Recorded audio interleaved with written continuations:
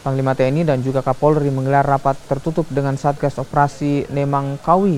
Dalam rapat, salah satu yang dibahas adalah langkah-langkah yang telah ditempuh untuk penegakan hukum bagi para kelompok bersenjata di sana.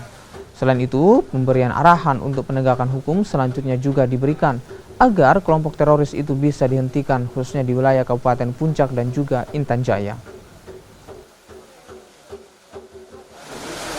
Yang pertama mereka datang itu kan tentunya untuk melihat kami para pasukan yang ada di Timika yang ditugasi untuk melaksanakan penanganan terhadap penegakan hukum yang ada di tanah Papua, karena semua perbuatan kan dia on the spotnya kan di Timika, sehingga mereka berkunjung kemari untuk melihat sejauh mana langkah-langkah dari Satgas Nemangkawi sudah dilakukan dan apa konsep langkah penanganan berikut.